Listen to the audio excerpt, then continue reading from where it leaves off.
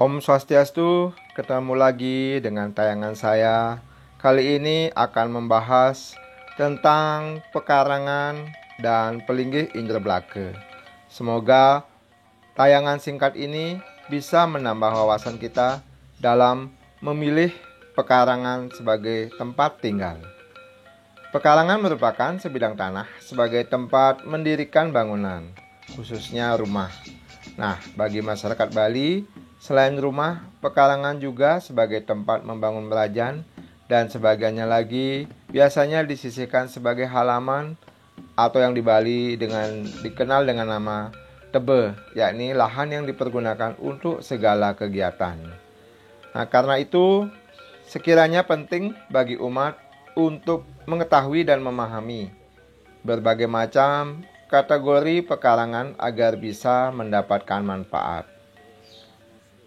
Di Bali dikenal dengan istilah Asta Kosala Kosali dan Asta Bumi yang merupakan panduan dalam membuat bangunan atau arsitektur.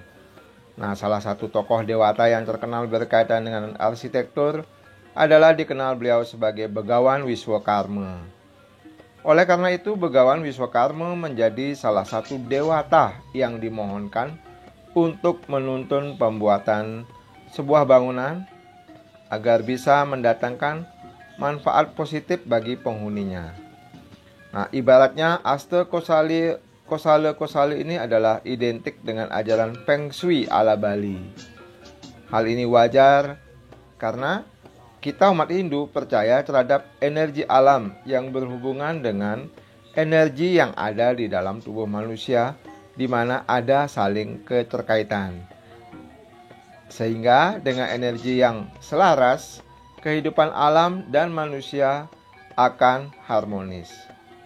Nah, bagaimana dengan pekarangan? Di sini ada beberapa yang mungkin akan saya ungkap, yaitu jenis pekarangan yang berisiko jika dibangun tempat tinggal.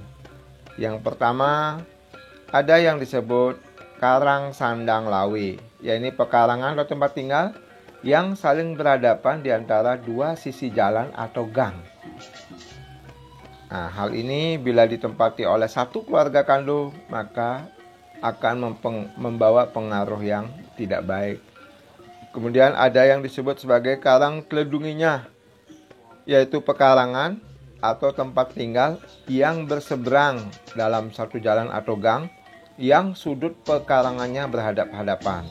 Nah, ini juga tidak baik ditempati oleh keluarga satu kandung. Selanjutnya ada pekarangan yang disebut dengan karang ngulonen banyar utawi pura. Dalam hal ini, pekarangan itu terletak berdampingan atau berada di bagian hulu Balai Banyar atau pura.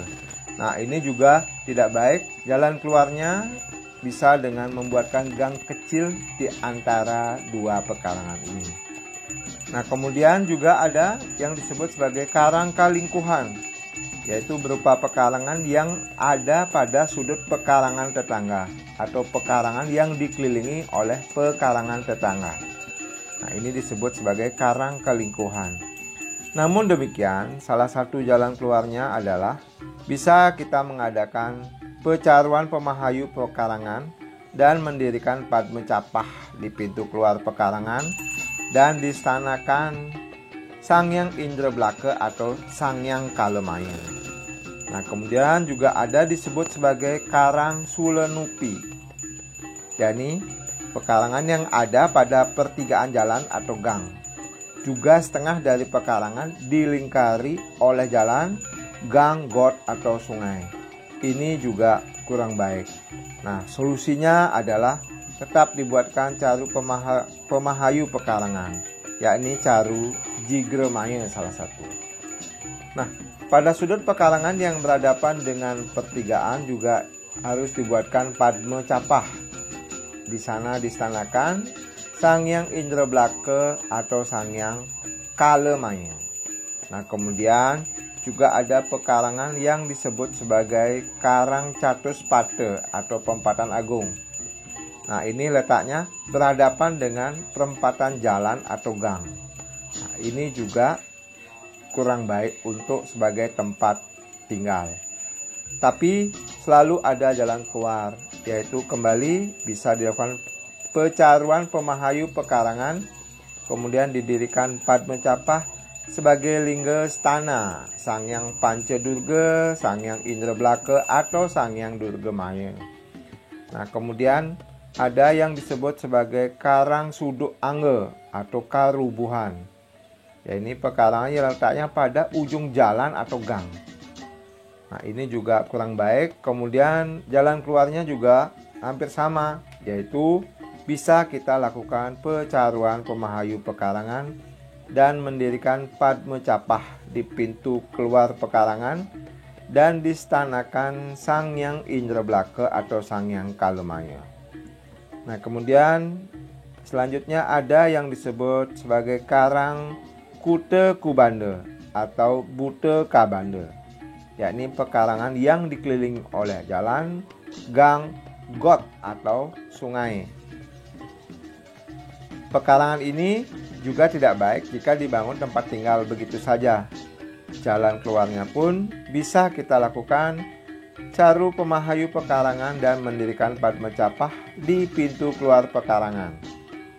Nah, di samping jenis-jenis pekarangan yang sudah saya sebutkan tadi, jika ingin membeli tanah untuk pekarangan, juga kita harus paling tidak tahu tentang asal-usul tanah tersebut. Jadi secara administratif tentunya menghindari masalah di kemudian hari. Nah, kemudian tinjauan religiusnya adalah ini akan berpengaruh kepada ketenangan dan kenyamanan orang yang menempatinya. Dari beberapa sumber juga dikatakan bahwa jenis pekarangan lain yang perlu diwaspadai atau dihindari adalah seperti tanah bekas bencana, bekas pura, bekas balai banjar, bekas kuburan, tanah yang warnanya hitam legam dan menimbulkan bau amis, bau busuk atau hangus yang tidak wajar. Selain itu, jika mendirikan Padma Capah dan menstanakan dewa-dewi pada pekarangan, umat harus secara rutin membanten. Jika di satu sisi tidak baik dijadikan tempat tinggal, beberapa pekarangan yang telah disebutkan tadi bisa dipergunakan atau baik sebagai tempat usaha, seperti Karang Kute Kubanda, Karang Suduk Angga atau Kerubuhan, Karang Catuspata, dan Karang Sulanupi. Nah, semua jenis pekarangan ini tetap wajib kita berikan caru pemahayu pekarangan.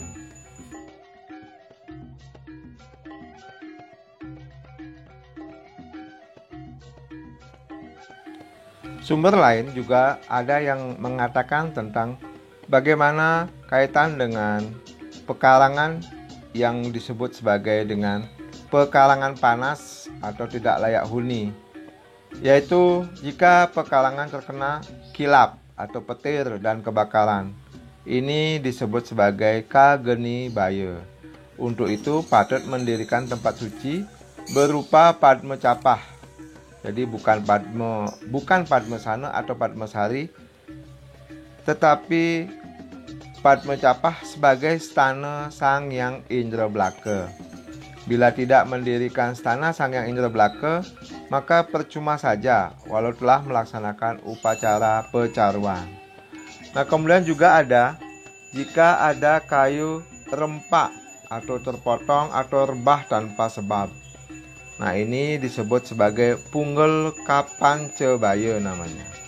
Jika ada kelapa bercabang, pisang bercabang, pisang keluar tandon pada lehernya, kemudian ada nyur kembar juga disebut kepancebaya. Pekarangan ini dikatakan juga panas. Nah, kemudian juga jika rumah rubuh, sanggah rubuh, kelebon amuk namanya. Kemudian juga ada jika di pekarangan kita ada dapur yang rubuh, kelebu kelebon amuk namanya. Jadi karang juga termasuk panas. Kemudian ada jamur tumbuh pada bebaturan. salu, yaitu di sendi atau fondamen rumah, di atas atau di bawah.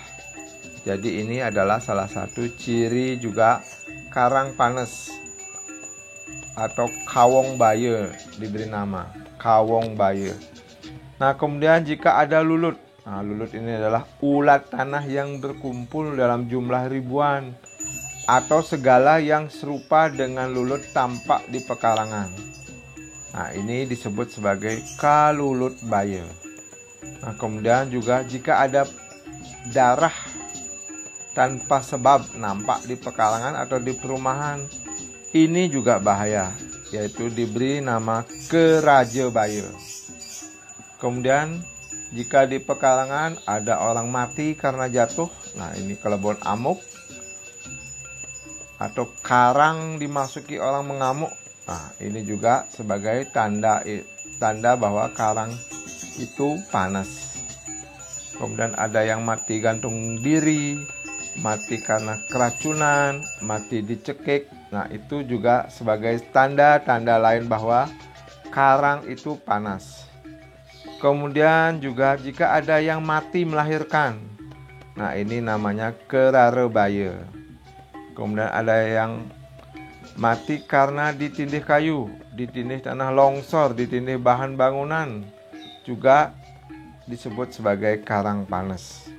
Banyak lagi sebab-sebab bagaimana pekarangan itu menjadi panas atau tidak layak huni.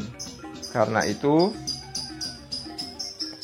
perlu dilakukan upacara pecaruan atau dicarikan solusi yang terbaik sehingga keseimbangan di dalam pekarangan bisa kembali diwujudkan sehingga membawa suasana yang harmonis bagi yang menempati. Masih banyak juga faktor lain yang bisa menyebabkan karang itu panas, baik karena dalam kehidupan rumah tangga di mana terjadi pelanggaran-pelanggaran, ataupun karena pengaruh lingkungan masyarakat yang menimpa akhirnya kepada seluruh warga di sekitar lingkungan masyarakat itu berada. Nah, salah satu solusi untuk mengharmoniskan pekarangan yaitu bisa dilakukan pecaruan untuk menghilangkan keangkeran karang tersebut.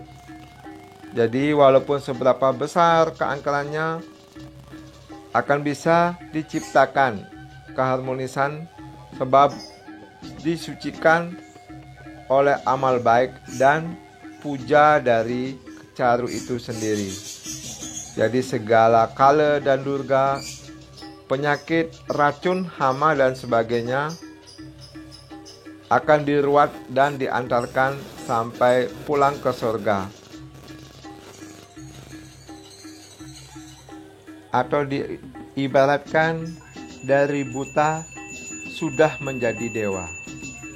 Nah, demikian tayangan singkat saya tentang pekarangan dan linggih indra blaka. Semoga memberikan tambahan pengetahuan dan jangan lupa untuk subscribe, like, komen, dan share tayangan ini untuk menambah motivasi saya membuat tayangan-tayangan berikutnya.